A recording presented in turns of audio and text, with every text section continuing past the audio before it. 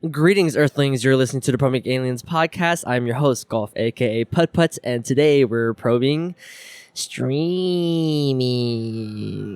When we return.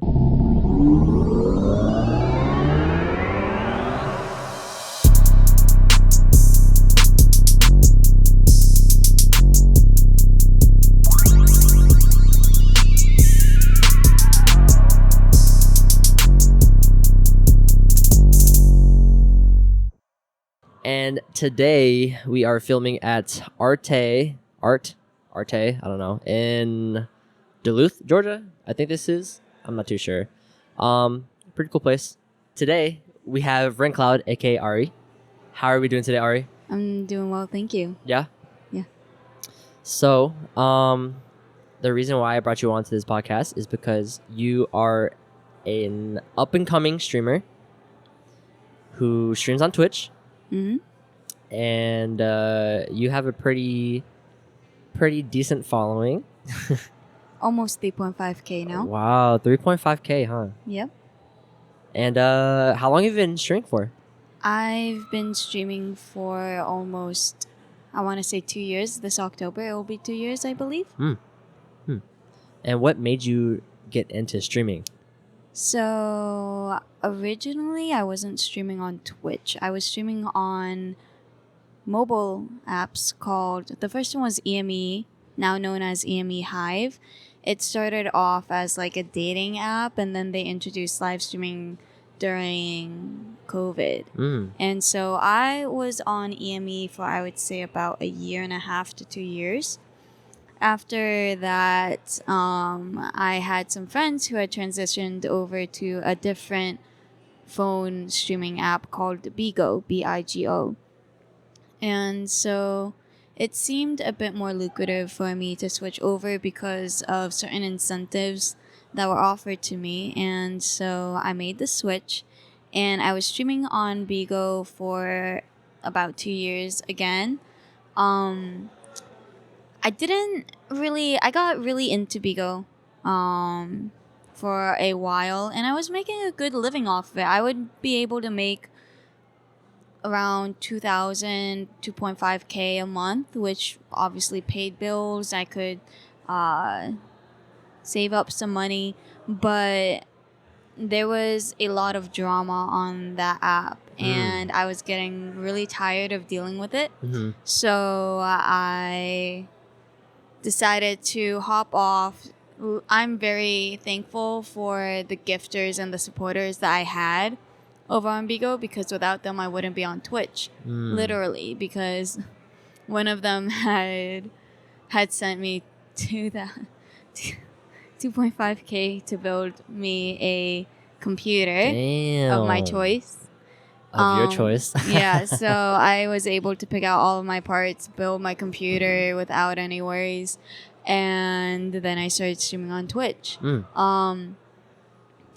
The thing that I hated about Bigo the most, though, was it was a pyramid scheme. It was very annoying to deal with, and so once I made a good friend group off of Bigo, they had been playing a lot of games, and so I've always kind of wanted to play computer games, and my viewers knew that, so that's one of the reasons why they did that.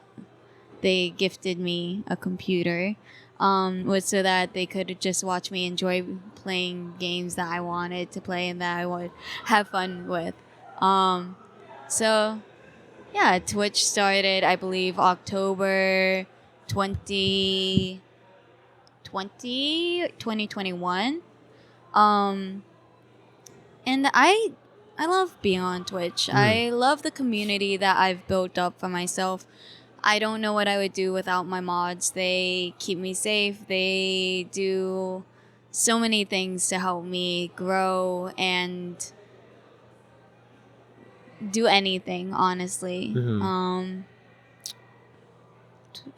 Twitch was it's my little safe space now with me and my community. So I want to backtrack a little bit. What were you doing on EME and Bigo? I was only on there because I was bored. I Right. mean, for EME, I was just super bored. COVID had just started. Lockdown. You couldn't leave the house without needing to get, what was it, like those necessaries, so like groceries or gas or things like that. You couldn't leave the house unless you had to go get those. I had known about EME for a while because I had the app, but it was just like not something that I was like constantly on. It was just another app on my phone. And then one day I was checking in, I saw that they had live streams, and I went into one, started chatting with some people, and they were like, you should stream, you should try it. And so I was like, okay, I will tomorrow, but you guys have to co-stream with me. So they would have these little for the main streamer, any chatters could come up in a little box, and you could be co-streaming, and you'd be able to chat with them and the chat at the same time. It was a really cute interface, but they kind of fucked it up. Cause now you have to do this like bidding war and send gifts in order to get like a 30-minute window as a co-streamer, and then you're kicked out. It's kind of like how TikTok Live is now, right? I've never seen TikTok Live. I don't really use TikTok like that, but I do know about those NPC streamers. The NPC streamers. Yeah. All I know about TikTok Live is that like people send gifts to basically be on another person's stream, like how you just explained it. But I don't know if they have a time limit or not. Yeah. See, EME, when they first brought the idea on board, they lost a lot of people on their app because it was such a close-knit community, right? That if you had friends, you would just pop up, say hi, chat with them for a while, and just be there. But now suddenly you have to pay, and so seemed like a cash grab. Yeah, it was a huge turnoff for a lot of people. So that's why there was such a big shift from EME to Bigo, because Bigo had a free co-streaming bit, and it's still like that. They just have their entire monetization is completely different. Okay. Because it's a pyramid scheme, and so it works that way for them. So it's basically like you get people on, you get paid? Kind of. There's no like referral or anything like that. I would say there's kind of a referral. It depends on which agency you get into. They had agencies? They have agencies. What? There's a lot of agencies. That's Some of them are crazy. sus. They're very cliquey. They like to talk a lot. A lot of them do very sus behind the scenes things. I got fucked over on Bigo, and then it really made me want to switch off. It was like the turning point for me, if you want to put it that way. But I was part of an agency whose leader, the owner of the agency, was like the favorite child of Bigo. One of the favorite childs of Bigo. But she was known to be doing sus behind the scenes shit. She was known, and she had been warned a lot of times. So when she finally ticked them off enough, they shut down her entire agency, and I was signed on to that agency. And according to the terms at the time, I was unable to re-audition for any other agency on the app. Thankfully, I had connections, and I was able to get into a different agency, and I was still able to do my own thing there, but I was kind of starting from the bottom again, and it just was never the same. A lot of gifters on that app, a lot of supporters, they left. The dynamics of that app changes a lot. And it just wasn't secure for me. So once I was able to hop off of that, then I did. I didn't know that like mobile live streaming apps were such a like kind of cult community almost. Cult community? What do I you mean by mean, cult? I don't want to a cult as in like culture, cult community, like a Mhm. small community. Because like you said that your followers followed you from EME to Bigo. Some of them did, yeah. Some of them? But I mean, it was more like the friend groups that we had. Okay. We would just kind of follow each other around. I mean, I do have some supporters that have followed me from platform to platform, but they're not consistent. They'll just follow for a bit and then disappear, and then show up again and then disappear.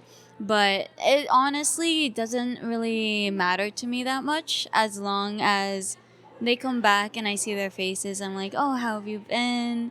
What have you been up to? Hope you're doing well.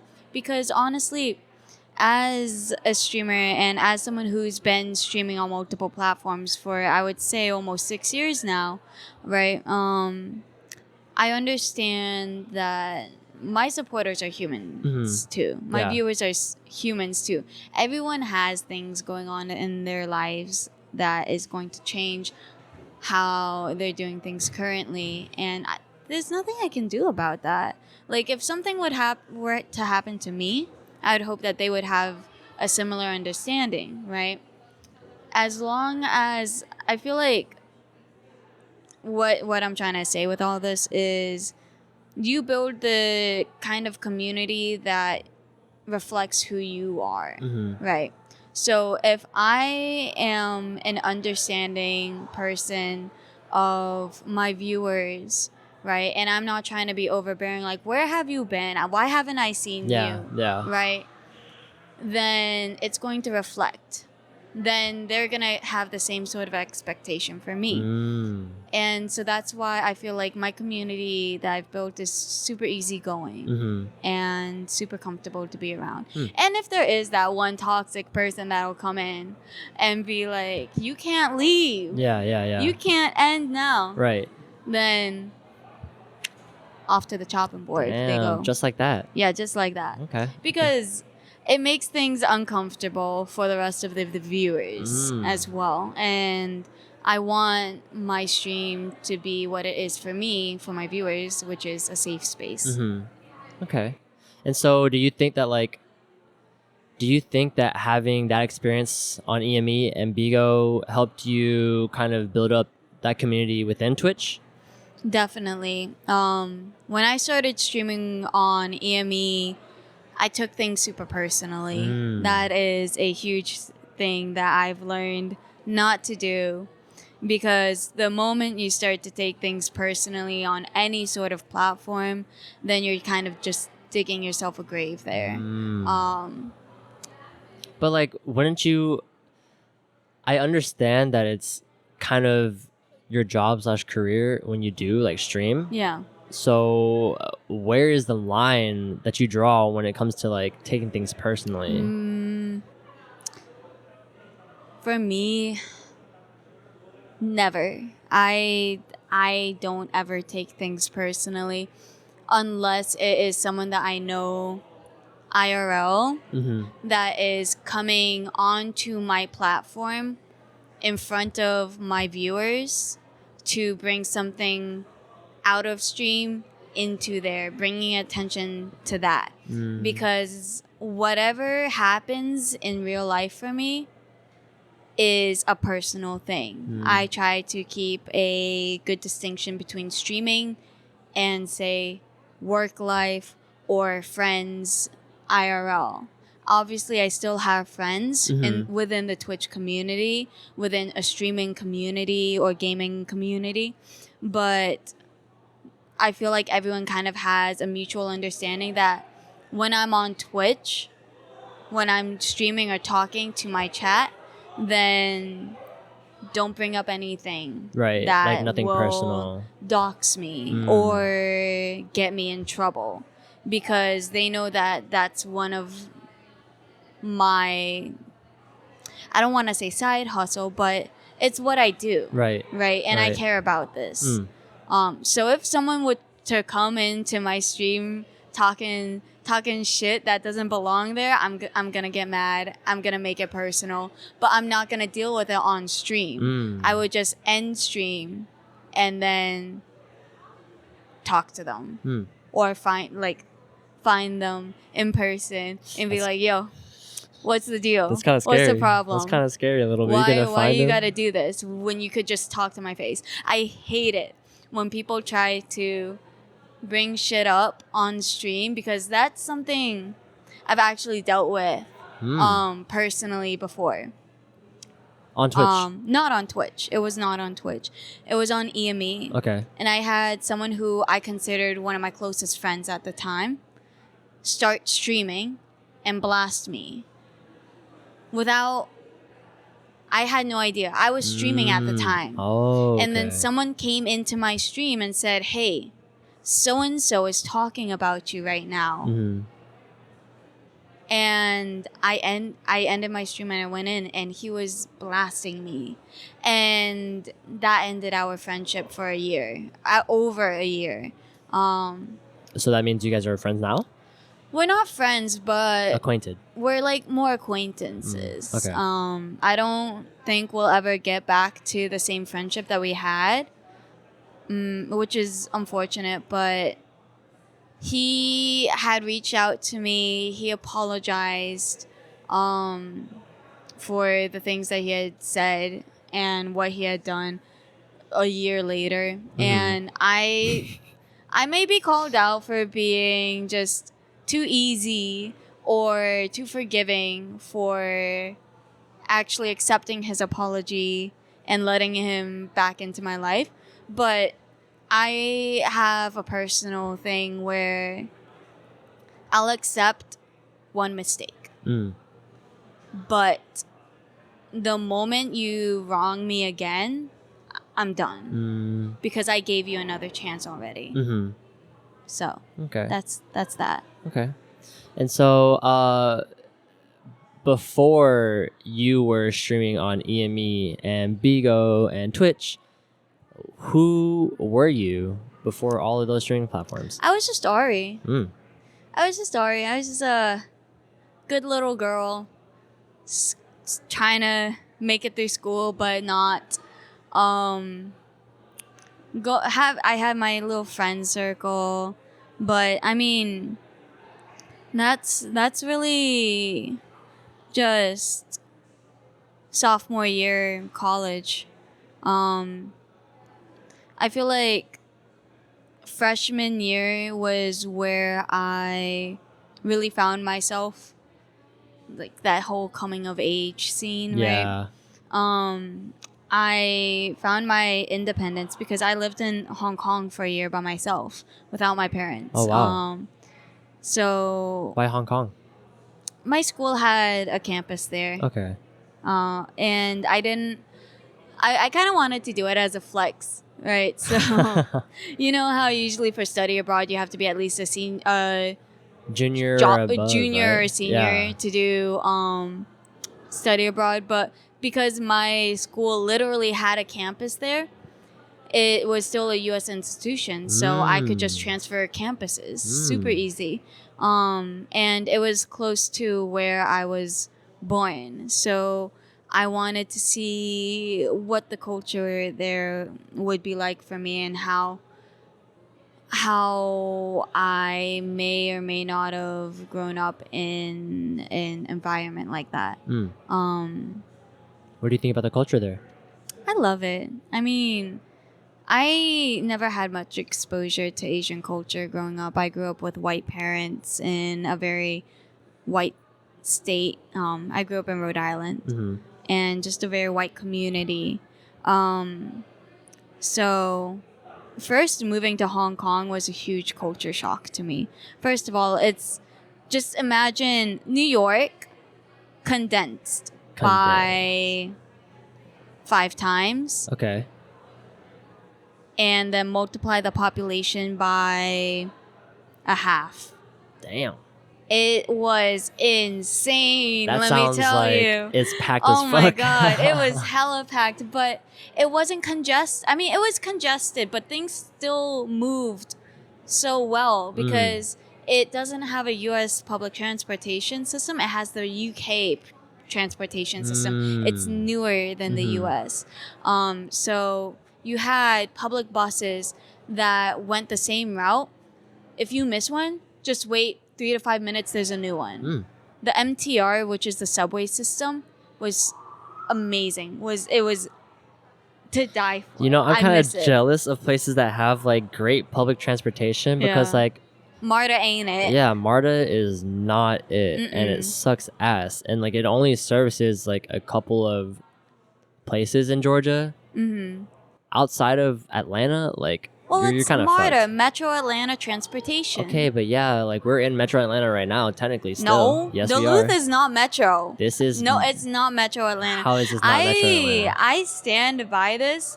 When somebody says they're from Atlanta and they mean Duluth, that is not Atlanta. You were literally talking to a Georgia native. How are you gonna tell me that that we're is not not Atlanta. That is not Metro Atlanta. You Atlanta? in Duluth. Okay, You're but in Duluth, Atlanta, not Duluth is a metro of Atlanta. No. Yes. No. Yes. Then why does MARTA reach out to it? Because it's not Metro. Because it's in Gwinnett County. Because it's not no, Metro. No. That's no. why. No. Because in Gwinnett County, there's a Gwinnett County transit system, which is Uh-huh. completely ass. Yeah, but that's your transportation system. That's not MARTA. You know, we're Yeah. gonna move on from that. Okay. Fuck you.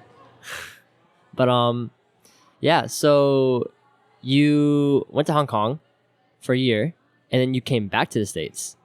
Why did you decide to come back if you enjoyed the culture there so much?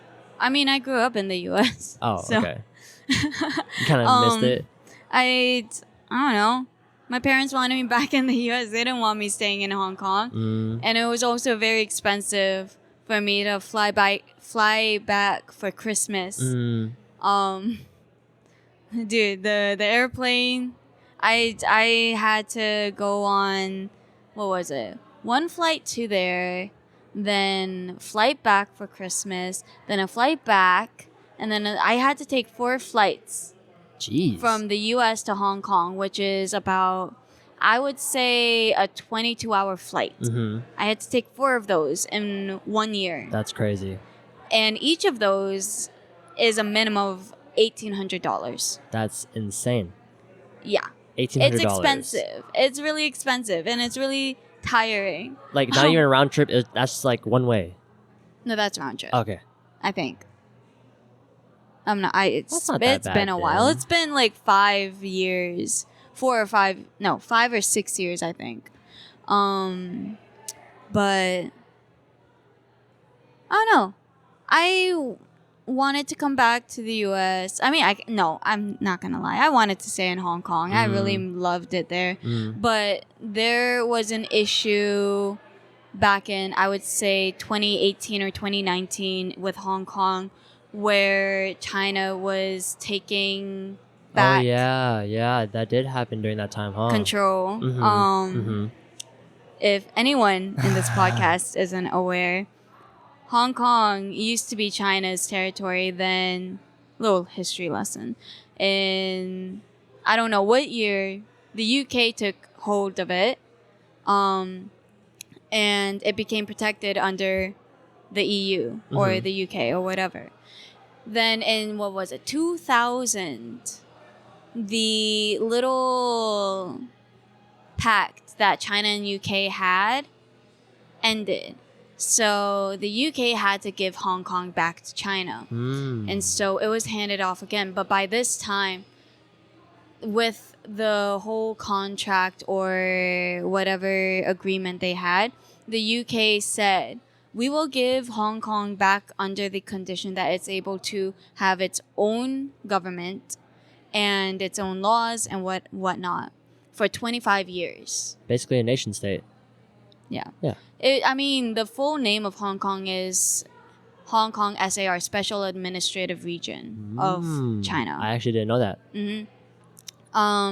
So it was 25 years, I think, give or take. It was given back 1999 or 2000. I think the math adds up. I don't know. I'm not great at math. You're a little Something off. like that. Yeah, Something yeah, like yeah, that. Yeah, yeah. But basically, time was coming. It was ticking down, and China's getting impatient for Hong Kong. And I mean, they've already kind of infiltrated the government by now. And then suddenly they're trying to expedite a businessman from Hong Kong to China to put him on trial according to mainland Chinese laws. And there was a riot. Hong Kong had, I don't know how many riots and giant displays of defiance against the Chinese government. Because if you ask a Hong Konger today how they identify themselves, most likely I feel like they would say that they are Hong Kongers instead of Chinese. And I personally want to stand with, I would stand with Hong Kong. I love the country for what it was when I lived there. And I would not want to see it taken over by the Chinese Communist, I believe, party. CCP. See, I'm Chinese, but I was adopted, so I have absolutely no idea of what the governments are like there. I just don't trust them. Yeah. I don't trust any government. Amen to that.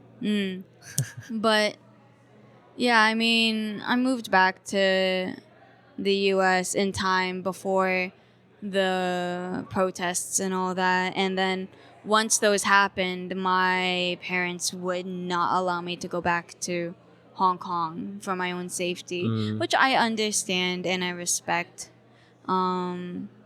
Even now, my mom seems to have the idea that the protests are still going on. But I mean, I don't see any of that from my friends' perspectives. It could still be happening underground. I'm not entirely sure. I hope it's not. I hope they're somewhere at peace.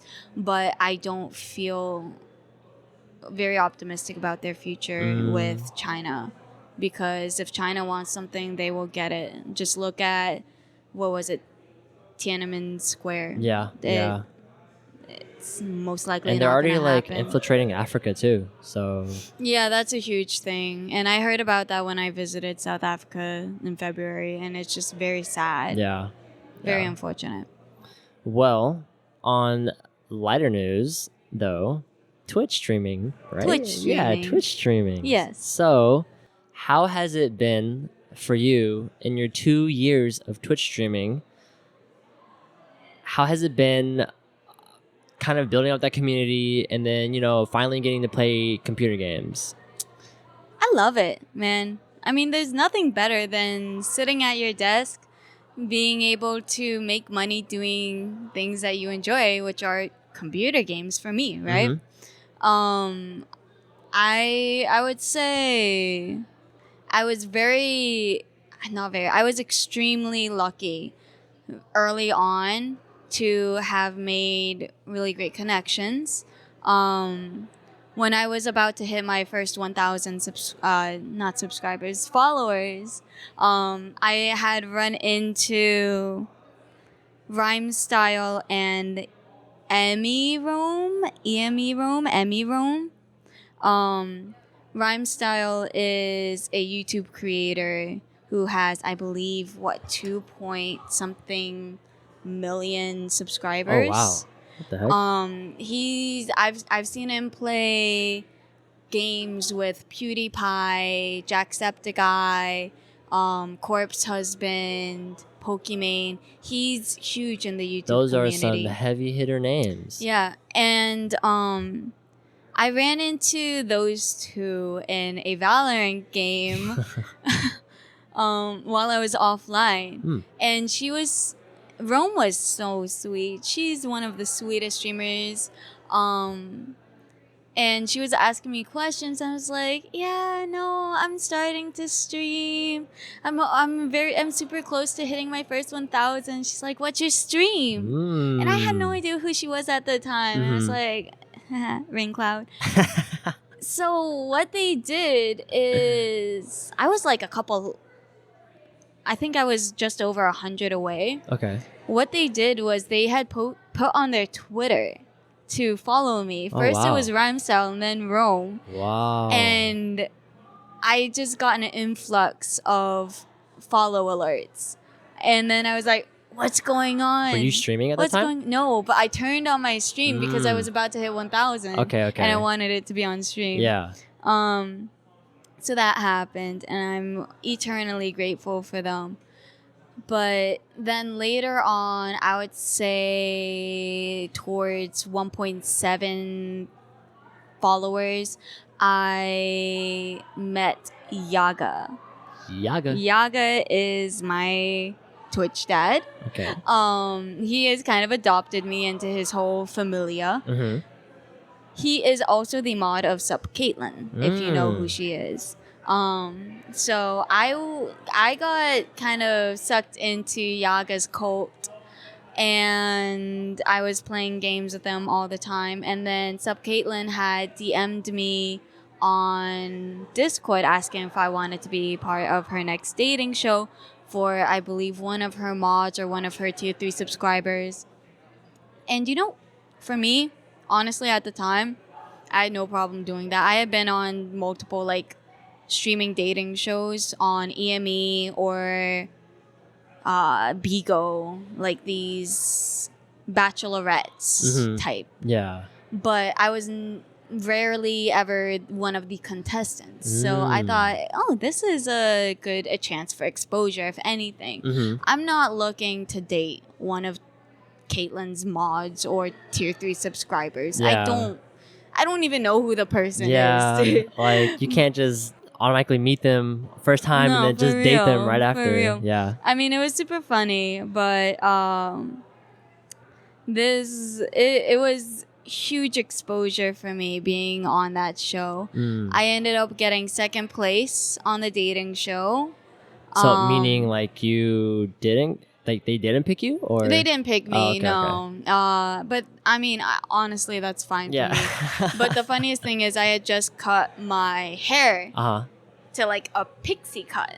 So it was hella short. Yeah. And I was still very insecure about showing it, especially on Caitlin's dating show. Like, we're talking about Sup Caitlin. Yeah. So I had worn a wig. I had worn this like balayaged wig. Okay. So it looked pretty natural. And I mean, I was streaming during the same time as the dating show. And my chat was telling me, yo, when you're eliminated, take off the wig. Rip off the wig. Show them. And I was like, no, I'm not going to do it. Oh my! I'm not going to do it. That would have been so cool if just you did. because it would be it was super troll. I would have done it if I were more like, I don't give a fuck about this. But there were like 2,000 to 3,000 viewers. Okay, but that would have been like the plot twist of the century. I'm not about to yeet my wig off in front of 2,000 people, not even feeling confident in the hair that I currently have. But so after I get eliminated, I'm in my own stream. There's like a kind of a flooding of people who came from that stream just to see me. And I'm like, hey guys, thank you so much for coming by. I really appreciate your support and everything, but I have a surprise for you. And then I took off the wig.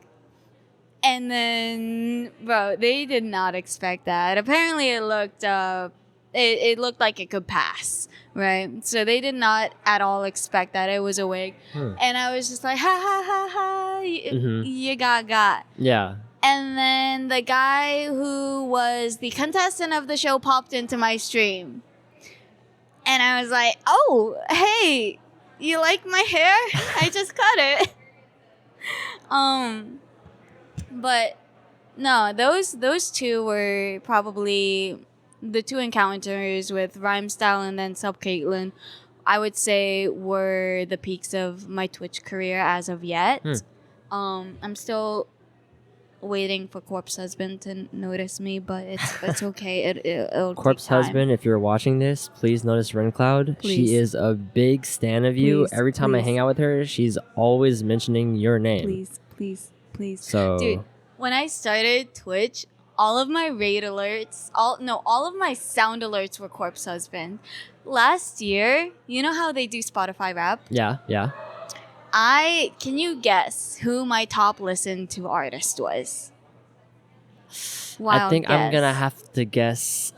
Is it Corpse Husband? Yeah, it was Corpse Husband. Okay, Can you guess what top listener percentage I was? So you're a big fan, meaning like 0.001%. Close. Close. 0.02. 0.02%. Okay. Top listeners of Corpse Husband for that year. I'm still waiting. Wow. Okay. You hear that? I'm still waiting. If anyone has connections to Corpse Husband that's listening to Probing Aliens podcast, please reach out to Corpse Husband and tell them that Rinnkloud is looking for her. Thank you. You're very welcome. But so those were your 2 highlights of Twitch, right? So what is one of your cringiest moments on Twitch that you've had? There are so many. But what is like I can't what even. What is one like very, very fresh memory of just being cringe? I hate you, man. I hate you. I know exactly what you're trying to dig for, and I'm not gonna give it to you. I mean, it's either you give it or I give it. So this used to be a $12 dono alert, but I've recently upped it to $15 because of the use it gets. But whenever I get a $15 donation, I get a sound alert that is, not surprisingly, in Corpse Husband's voice that says, I want to spank it. And so what I do when I hear that sound alert is I get up either on my chair or I get out of my chair, turn my back to the camera, and smack my ass. Is that what you want to go? Yeah. Is this Yes. what you wanted? Yes, Okay, this is wonderful, what I wanted. Wonderful. Yes. Because like Twitch streamers, they just do some wild shit. Like it just I amazes get me cream that pied on stream. what like you want to explain what that means? It means exactly what I just said. I get cream pied on stream. You haven't seen the clips? No, I haven't seen There the are clips of it. Mm. One of it is my top clip, actually. Of getting cream pied. Yeah. On stream. No, actually, it's me cream pieing my friend. Oh. But it only occurs on special occasions. Okay. So Yeah, special occasions. That makes it a lot. or makes it a lot much better. subathons. Yeah. Could you let me finish Okay, talking? sorry. I'll let you finish. Thank you.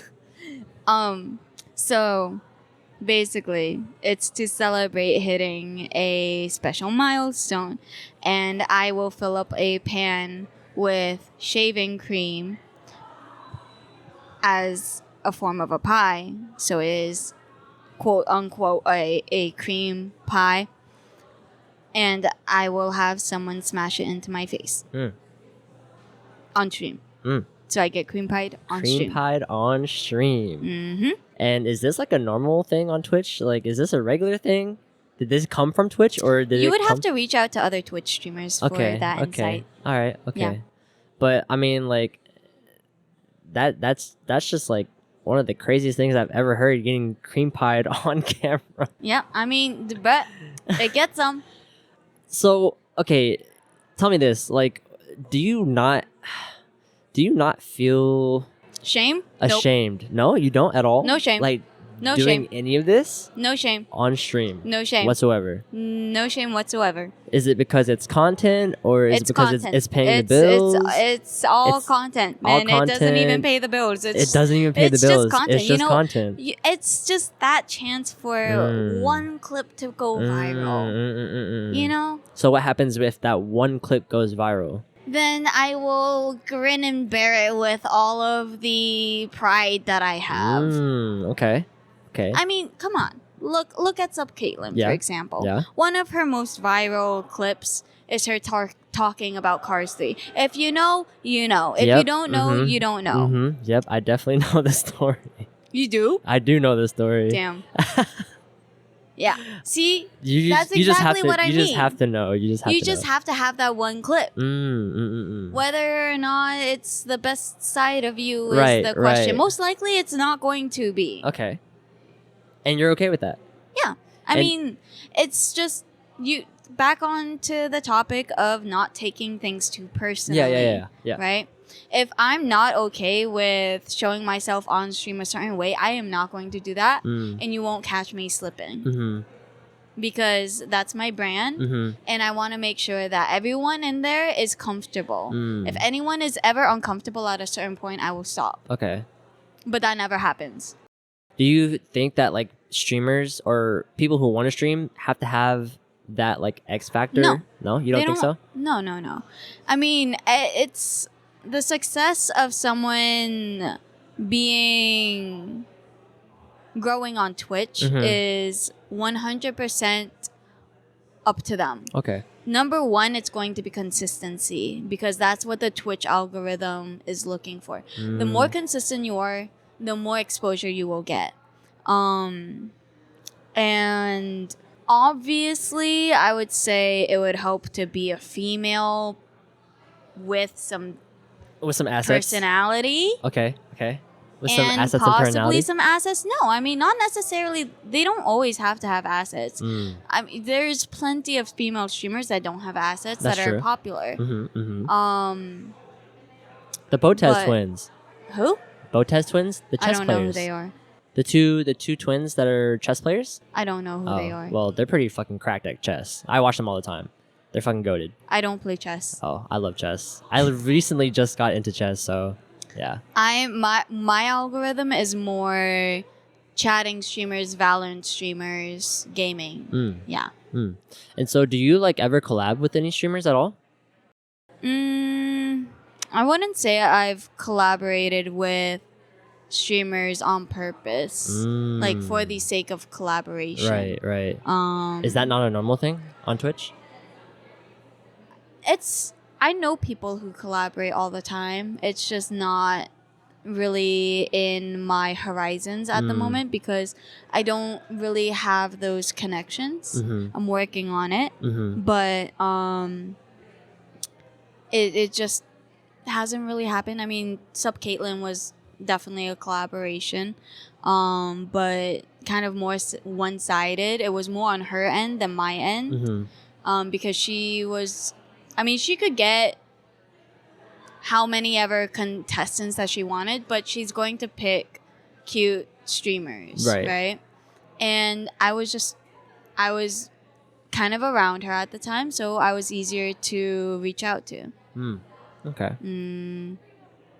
If I were to collaborate with someone, if I was just to take like one wild guess, I would love to collaborate with Corpse Husband. Oh my goodness. Oh wait, no, I have done technically an unofficial collaboration with a Valorant streamer named Jaws. Yes, he's radiant, immortal. He does a lot of coaching, and he's just a really funny guy. Okay. Really great guy. I mean, I know a lot of people on Twitch. I know like more popular people on Twitch, but I don't really impede on them because I don't want to make a name of myself as that person who always reaches out. Right. You don't have to like invite yourself into someone's community or stream. I hate inviting myself to certain things. Even if I hear about it, I'll just be like, okay, that's cool. If they invite me, they invite me. If they don't, they don't. I'll just do my own thing. Yeah. I don't have a problem with that. I know we talked about like work-life balance outside of or off air. How is that, for you, and how do you deal with that? For me, I'm still figuring it out right now. I got a new job about a month ago, and I am kind of readjusting to that schedule. This last week, for some reason, they had me working 6 days in a row because I had requested off on one of my off days, and they didn't see that it was going to be 6 days in a row for me. And then they also scheduled me for this week 46 hours, which just doesn't really make sense to me. But it is what it is. I'm not going to give away my shifts because I need the money. But I've been going out a lot, hanging out with you and your friends, and then working. I've kind of barely had time to go home to just take out my dog at this point, let alone stream. usually before I got my job, my average stream time would be 8 to 10 hours. That's a Now long my time. average stream time is 2 hours. That's considerably shorter. Yeah. And I used to stream every single day, or at least 6 days out of 7. I don't think I've streamed. I think I've streamed twice this last week. Okay. Barely.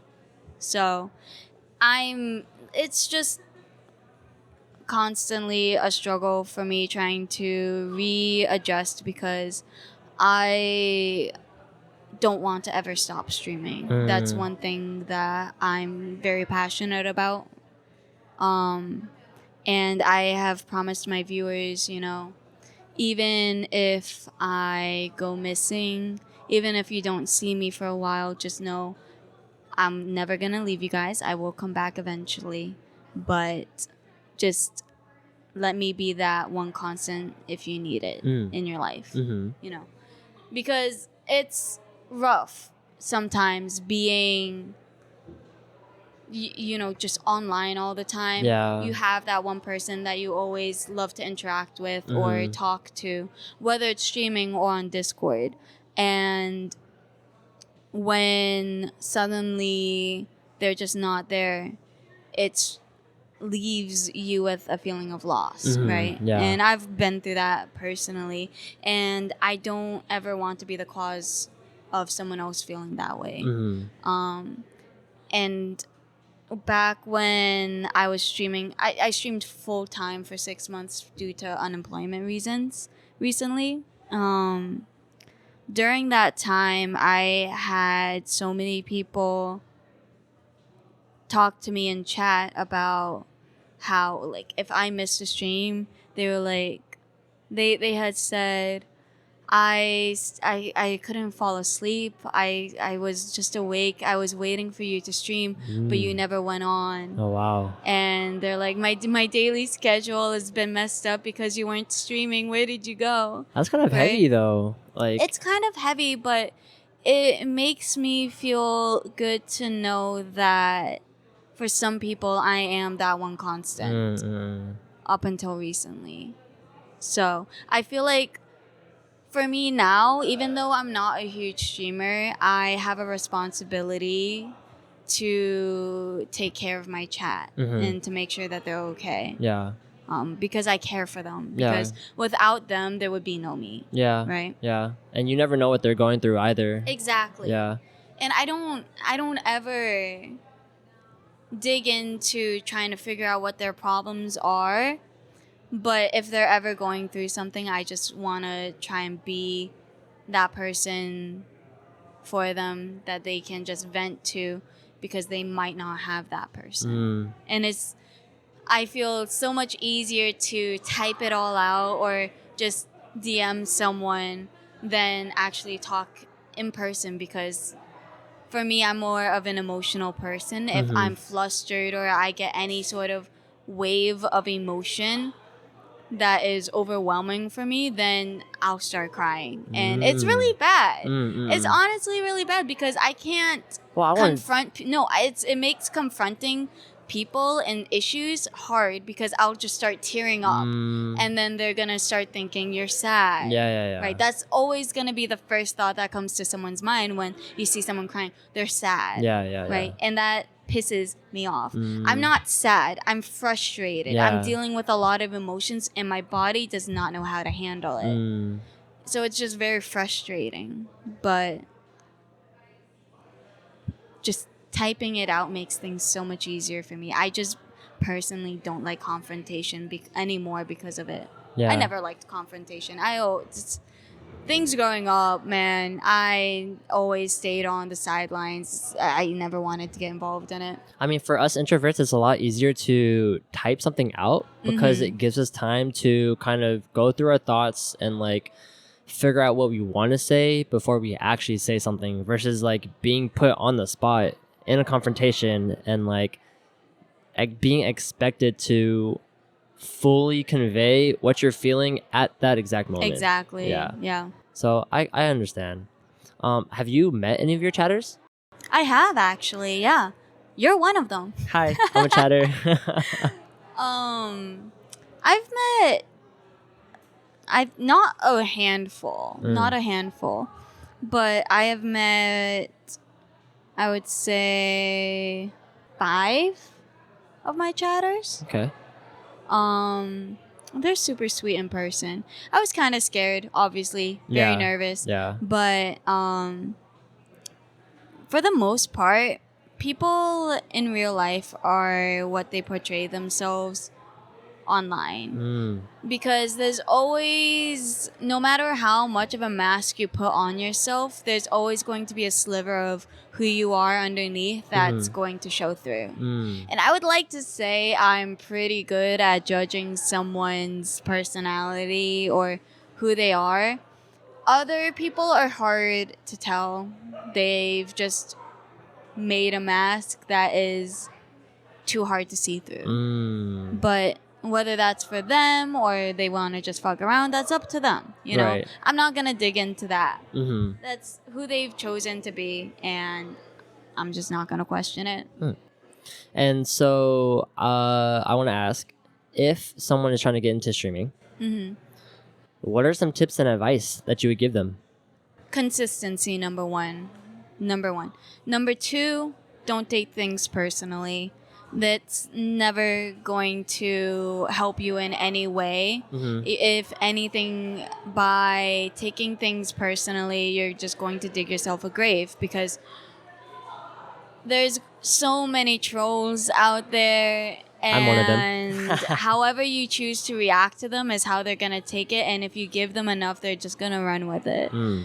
And then thirdly, have fun. Be who you want to be. I'm not gonna say be yourself. If you want to be that crazy ass person, be that crazy ass person.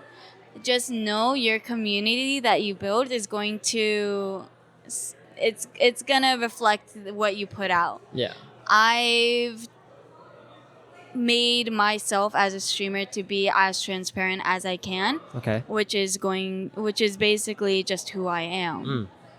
And I love that, because I don't have to worry about how people portray me. I don't have to worry about what I'm saying. I'm just saying whatever I would say in any sort of situation.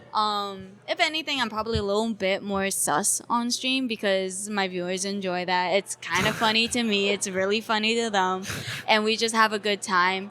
We have a good understanding of each other's boundaries when it comes to certain things too, which is just something that you have to build up with your community. Right.